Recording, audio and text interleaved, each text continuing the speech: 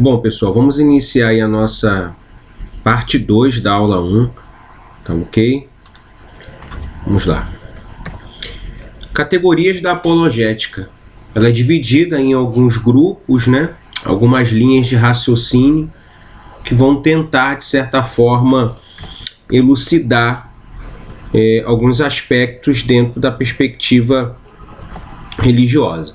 A primeira é a ideia da cosmologia, né? Que são os estudos cosmológicos, que diz o seguinte: uma vez que cada coisa existente no universo deve ter uma causa, deve haver logo um Deus, que é a última causa de tudo. O que a apologética, dentro de uma categoria cosmológica, vai dizer? Que o céu, que a terra, que todas as coisas que nela existem, ela tem uma causa, tá? Se tem uma causa, tem um criador, né? Deve ter um Deus que estabeleceu as suas normas, as suas regras, né? Os céus e a terra não foram criados do nada, ele tem um criador, e dentro da nossa perspectiva de fé cristã, esse criador é Deus, tá? Quando vocês têm contato, por exemplo, com a matéria de geografia bíblica, né? Automaticamente o professor tem que lhe apresentar algumas teses da criação do universo, ou dos céus e da terra, que não, por exemplo, se contextualize com as Sagradas Escrituras. Porque a Bíblia diz que no princípio criou Deus os céus e a terra. Então a Bíblia vai mostrar que existe um Criador. Só que é necessário você ter contato, né, com aquilo que a ciência diz acerca do tema. E dentro da geografia bíblica, nós temos duas teses.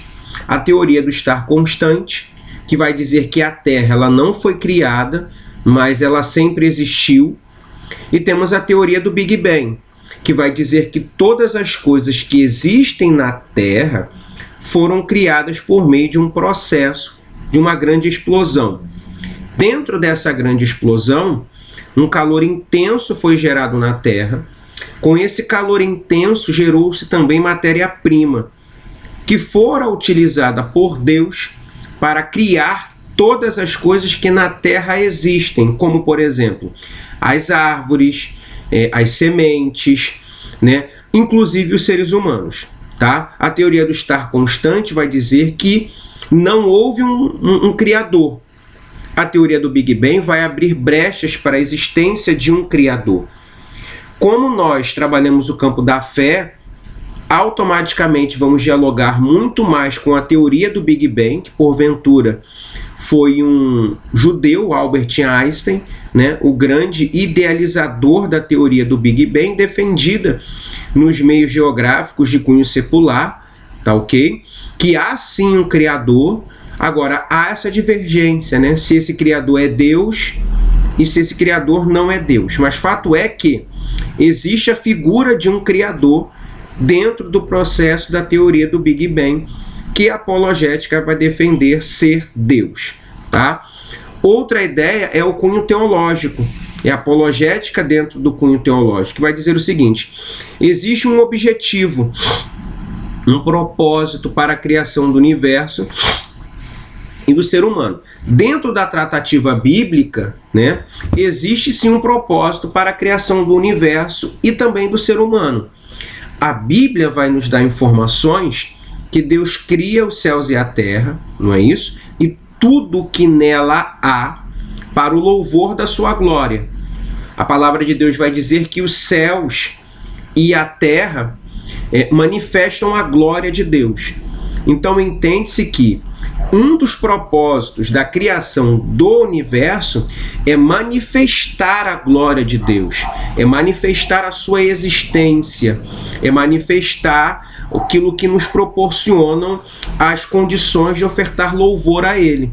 Exemplo, quando você visualiza ali, né, um grande pôr do sol, né, a beleza das florestas, do cerrado, do deserto, todas essas são maneiras de você olhar a criação com uma perspectiva teológica, com a intenção de, por meio da criação, glorificar a existência de Deus, glorificar, né, a sua grande obra realizada por meio das suas mãos. E ao ser humano também existe um objetivo.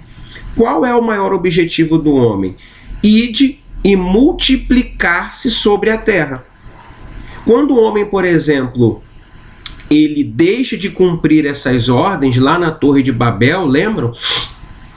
Também matéria da geografia bíblica, né? E também da arqueologia.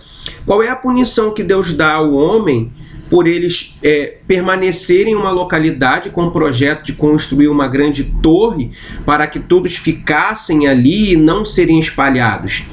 Eles descumpriram uma ordem de Deus, que é do ide, multiplicar e povoar a terra. Então Deus vem, proporciona confusão em línguas ali, né? E aí as pessoas não conseguem mais compreender o que um e o outro estão falando.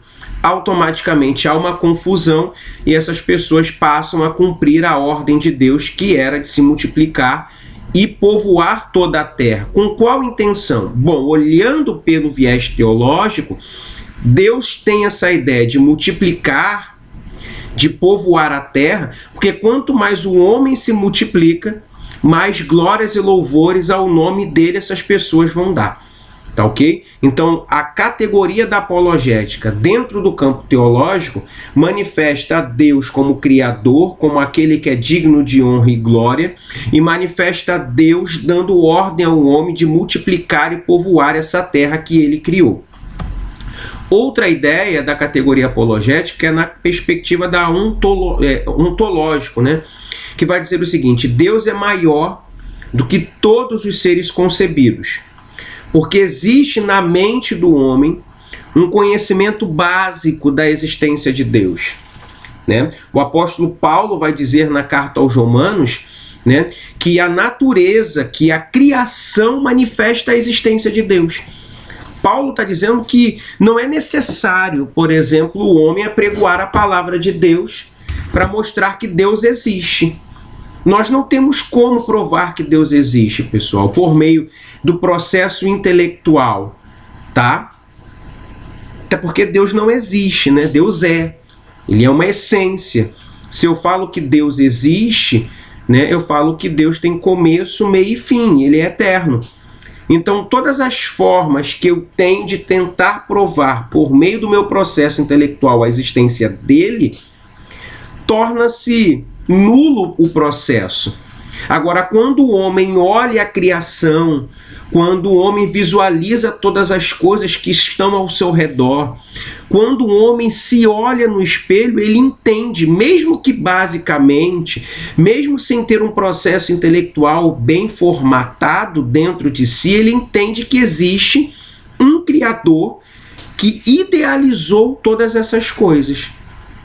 Então existe um conhecimento básico da existência de Deus dentro de cada um, que se manifesta por meio da criação, por meio de todas as coisas que no mundo se apresentam, tá? Então, inclusive o ateu que diz que Deus não existe, que ele não tem a crença na existência de um ser ou de alguma divindade, ele dentro dele mesmo tem, nem que for basicamente, a existência ou a crença na existência desse Deus, tá? Então nós temos a cosmologia, temos a teologia e temos o sistema ontológico, que vai dizer que dentro de cada homem, mesmo que dentro de um sentido básico, Deus existe. Sigamos. Ainda dentro das categorias da apologética, tá? Existe a apologética evidencial, tá? Que defende a infalibilidade da Bíblia, tá? Esse sistema apologético, ele vai dizer que a Bíblia Sagrada, ela é infalível e ela é inerrante, tá? Essa ideia da apologética evidencial, ela vai surgir principalmente com a Reforma Protestante, né? Dentro de um processo comparativo, porque a igreja que Lutero vai contra, que era a igreja católica na época, apregoavam a infalibilidade papal. Eles restringiam a Bíblia Sagrada e impunham o pronunciamento papal. O que esse pronunciamento papal significava para as pessoas? Que aquilo que o Papa estava falando era a verdade das Sagradas Escrituras. Porém, esse povo não tinha as Sagradas Letras sob posse de suas mãos. Logo, eles tinham que obrigatoriamente confiar no pronunciamento papal. E o que a igreja pregava? Que tudo que o Papa falava era correto. Né? Daí vem a infalibilidade papal. E aí Lutero surge com a Reforma Protestante, né, com as 95 teses penduradas ou pregadas na Catedral de Wittenberg, e dentro delas, Lutero muda da infalibilidade papal para a infalibilidade bíblica. O que a apologética vai dizer? Que o pronunciamento de um papa, de um pastor, de um presbítero, de um apóstolo é falível, mas aquilo que a Bíblia prega é infalível. Então a reforma vai trazer esse sistema de apologética, né? Que o que é infalível é a Bíblia. Ela é infalível. O homem é falível. O homem erra, peca, interpreta mal as Sagradas Escrituras. Durante muito tempo, né, as pessoas tinham uma dificuldade muito grande de lidar com a queda de um grande líder religioso. Né? Um papa pecou, as pessoas ficavam extremamente escandalizadas. Um padre pecou, um pastor caiu, um missionário se desviou. E as pessoas tinham uma dificuldade muito grande de lidar com isso. E mesmo que em raras exceções, né, ainda possuem hoje. Mas quando eu entendo que o homem ele é falho e a Bíblia ela é infalível, eu consigo lidar bem com essas situações e colocar nas mãos de Deus e da palavra de Deus, né, a minha confiança, e não depositar num líder religioso, né, a confiança da minha fé. Outra ideia é a apologética histórica, que vai enfatizar as evidências históricas da existência de Deus. E pessoal, quando se fala em história, em se fazer história, em se enfatizar evidências históricas, fala-se de se proporcionar uma seletividade de informações. Quando nós estamos estudando história ou fazendo uma história, nós não estamos criando e nem estudando a biografia de algo ou de alguém. A história ela é seletiva. E quem estuda ela tem que entender que aquele que está narrando, ele foi seletivo na busca de informações. A Bíblia Sagrada, por exemplo, ela é uma narrativa histórica e não uma narrativa biográfica da pessoa de Deus, de Cristo ou de alguns personagens que nela se encontram inseridas. É uma seletividade histórica. Por exemplo, na Bíblia não existem muitas narrativas dos milagres que Jesus fez, pois a Bíblia vai dizer que muitos outros milagres Jesus fez que não estão contidos nesse livro. Então existe uma procura de informações que são relevantes, tá? E a não imersão de algumas informações que não são tão relevantes ainda. Então eu vou buscar as informações que são mais relevantes dentro de uma narrativa histórica em detrimento de outras. Então a apologética histórica ela vai enfatizar as evidências históricas da existência de Deus. Que evidências são essas? Bom, tendo a Bíblia como o livro que vai me dar base sólida para o estabelecimento da minha fé, eu vou pegar, por exemplo, a criação dos céus e da terra. Eu vou pegar a abertura do Mar Vermelho. Eu vou pegar a derrubada das muralhas de Jericó. O envio de Deus por amor à humanidade do seu Filho à terra para morrer, né, por todo aquele que nele crê, para que esse possa obter a vida eterna. Então eu vou me apegar algumas evidências, tá, que vão trazer a ideia da existência de um ser divino, que no nosso caso é Deus, tá ok? Sigamos aí. A apologética experimental. Ela é apresentada por fiéis que arrogam para si experiências pessoais. Alguns rejeitam esta abordagem por considerarem mística. O que é apologética experimental que uns aceitam e outros não? são as experiências pessoais que cada uma dessas pessoas possuem. Exemplo, eu tô com um parente meu com a Covid-19, né? E aí eu vou buscar no monte a cura desse meu parente. Vou jejuar, vou orar toda meia-noite e vou subir o monte todos os dias. Essa experiência de oração, jejum e subida ao monte deu condições de Deus agir dentro desse cenário e proporcionar cura para esse meu parente. Só que existe uma outra pessoa que também estava no mesmo caso, né? Fez o mesmo jejum, subiu ao mesmo monte e orou no mesmo horário. Só que esse parente desse outro personagem, infelizmente, veio a óbito. E aí você tem duas experiências dentro de uma mesma ação. Só que uma pessoa logrou êxito em suas ações e a outra não. Então, por isso que essa abordagem ela é rejeitada por algumas das pessoas, porque vão entender que é misticismo. Só que as experiências pessoais, elas são reais, tá? Elas podem até não ter características dogmáticas e doutrinárias, mas elas não podem ser desconsideradas, porque elas são uma realidade, é uma experiência empírica.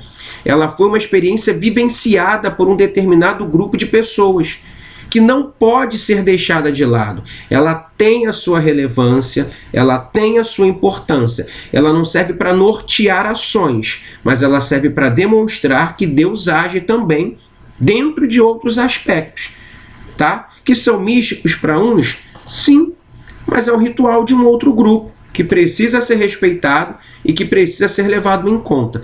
Infelizmente, e eu digo infelizmente porque existe um grupo de teólogos que desconsideram, tá, as experiências pessoais de um determinado grupo de pessoas, e isso para mim é uma tolice muito grande. E digo tolice porque o fato de eu não ter experimentado aquele avivamento, o fato de eu não ter experimentado aquela manifestação, não quer dizer que ela não exista, tá? Isso é burrice, isso é tolice. Eu vou a mais, para usar uma palavra bem chula, babaquice, tá? Eu apenas não vivi. Se eu não vivi, foi porque eu não busquei, foi porque Deus preferiu não agir dessa forma comigo. Não é que aquela experiência que um determinado irmão teve seja inexistente.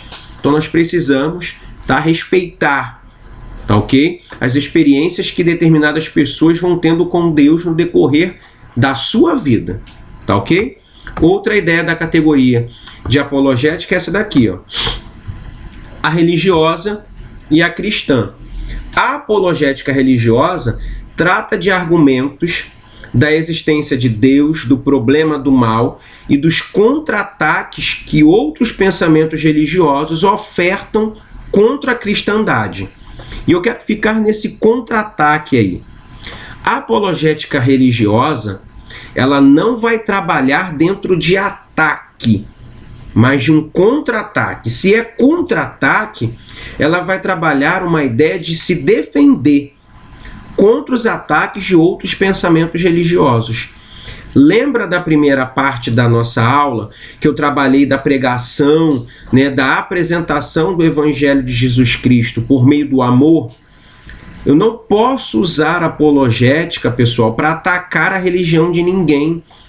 Eu não posso usar apologética para dizer que outras igrejas estão erradas por apregoarem determinados tipos de doutrinas. Eu não posso atacar um outro preceito religioso como a Umbanda, como o Candomblé, como o budismo, como o espiritismo de Kardec. Eu não tenho esse poder, nem constitucional e nem bíblico, tá? Eu tenho que utilizar a apologética para que eu possa me defender contra esses ataques. Eu não fui chamado para atacar ninguém. Eu fui chamado para me defender. Defender a minha fé. Como diz 1 Pedro, capítulo de número 3, versículo de número 15, né? Nós somos convidados para isso, para justificar a nossa fé, quando assim formos convidados, para defender a nossa fé quando formos atacados e para elucidar a nossa fé quando assim formos questionados.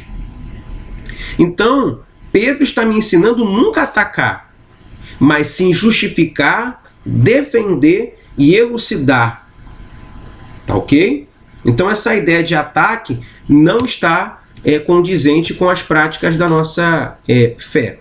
E a apologética cristã, que vai tratar das conexões, né, e consequências da revelação cristã para uma compreensão racional do mundo e de nossa existência nele. O cristianismo nos convida a pensar, pessoal, a agir com racionalidade, né?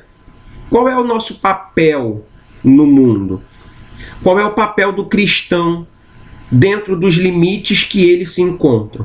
Para que Deus te chamou? Para o que Cristo te escolheu? Jesus me chamou para poder pregar, evangelizar, expulsar demônios, ressuscitar os mortos, pisar na cabeça de serpentes e escorpiões. Show, um like para você. Mas será que foi só para isso mesmo? Será que você não foi convidado para manifestar a glória de Deus dentro de outros ambientes? Por exemplo, será que Deus não te convidou como cristão para mostrar, por exemplo, para os meios políticos que você pode ser um crente político ao mesmo tempo? Será que Deus não está te convidando para você, no meio social que você está inserido, manifestar a luz de Deus, que não venha ser por meio de um processo denominacional, doutrinário e dogmático? Então é tempo de nós tratarmos essas conexões, de nos apresentarmos melhor para essa sociedade que não consegue visualizar o crente fora da caixinha, tá? Ainda vivemos um tempo onde as pessoas olham para a igreja como um bando de loucos, tolos, ignorantes, que não conseguem conversar outras coisas que não venham a ser Deus e o diabo, tá? Então a apologética cristã vai tratar de conexões acerca das consequências da revelação cristã para a compreensão racional do mundo e de nossa existência nele. Se eu não sei para que eu fui criado, logo a minha vida vai ser sem propósito. Se não tem propósito, ela anda pelos quatro cantos do mundo, sem criar, sem produzir, sem estabelecer metas e planos que possam abençoar outras vidas. Tá bom, pessoal? Então nós vamos terminar aqui a nossa segunda parte da aula 1. Eu vou inserir dentro da nossa plataforma outras informações para que vocês possam dialogar e espero que vocês possam encontrar produtividade dentro de tudo aquilo que foi passado para vocês, tá bom? Que Deus abençoe a vida dos irmãos, em nome de Jesus, amém.